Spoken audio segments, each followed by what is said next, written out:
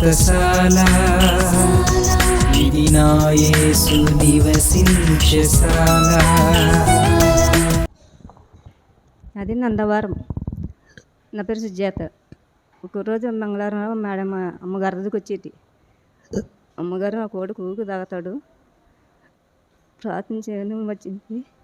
ఏం కాదులమ్మ, తిరుగు 5 వారాలు శనివారాలు తిరుగు, 5 ఆదివారాలు తిరుగు అని చెప్పింది. ఇంకా ఏమంటే ఈ పాప చాలా డేంజర్ అండి పాప.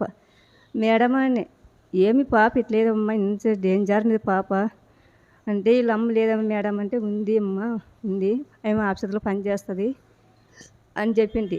ఈ పాపని కొంచెం ఆరోగ్యం బాగుంది, ఈ పాపను అన్నం తింటుంది, ఇదే పాపను మంచి ఆరోగ్యం దేవుడు స్వస్థపరిచాడు. అమ్మగారికి అయ్యగారికి వందనాలు. ఇక్కడ వచ్చిన అందరికి వందనాలు. నా పేరు ప్రశాంతి, మిట్ట సోంపురం మాది. నా బిడ్డ హాస్టల్లో ఉంది. ఆమెకు చాలా జ్వరం వచ్చింది. హాస్పిటల్కి తీసుకుపోతే రక్త కణాలు మొత్తం పడిపోయినావన్నాడు. 2 లక్షలకు పైన అవుతుందని చెప్పినాడు డాక్టరు. నేను ప్రార్థన చేసుకున్నా, దేవా నా బిడ్డకు బాగా అయితే నీ సన్నిధిలో సాక్ష్యం చెప్తాను, నా బిడ్డకు రక్త కణాలు పెరగాలి అని చెప్పినాను. బ్లడ్ టెస్ట్ చేయడానికి కానీ అస్సలు నరాలు దొరకలేవు ఆమెకి.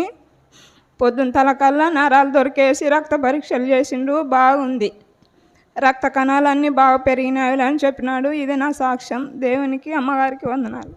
మా ఊరు టీఎస్ స్కూలూరు. ఇక్కడ వచ్చిన వారందరికీ వందనాలు, అయ్యగారికి అమ్మగారికి వందనాలు. నా యొక్క సాక్ష్యం ఏమనగా, మొన్న పోయిన వారంలో మా బాబుకి జ్వరం వచ్చిందనమాట. అంటే యాక్చువల్గా అంటే బాబుకు జ్వరం వచ్చిందంటే 2 డేస్ 3 డేస్ కల్లా కవర్ కాదనమాట. ఎక్కువ ఫీవర్ వస్తుంటుంది, అలాగే తలకెక్కుతుంటుంది అనమాట. అలాంటి సమయంలో ఖచ్చితంగా హాస్పిటల్కి వచ్చిన ప్రతిసారి హాస్పిటల్కి వెళ్ళే వాళ్ళము. కాకపోతే మొన్నటి వారంలో తండ్రి నీ చిత్తం అయితే బాబుకి హాస్పిటల్కి వెళ్ళనివ్వకుండా ఇంటి దగ్గరే ప్రేరాయలు వేస్తూ కొన్ని మందులు తీసుకొచ్చి వేసినాడు అనమాట మా ఆయన. కానీ వచ్చిన ప్రతిసారి మాత్రం హాస్పిటల్కు ఖచ్చితంగా రావాలి, అంతే తప్ప బాగా కాదన్నట్టుగా ఉండేది. కానీ ఈసారి తండ్రి నీ చిత్తం అయితే షాల్లో సాక్ష్యం ఇచ్చుకుంటాను, హాస్పిటల్కు వెళ్ళే విధంగా కాకుండా నయం చేయమని.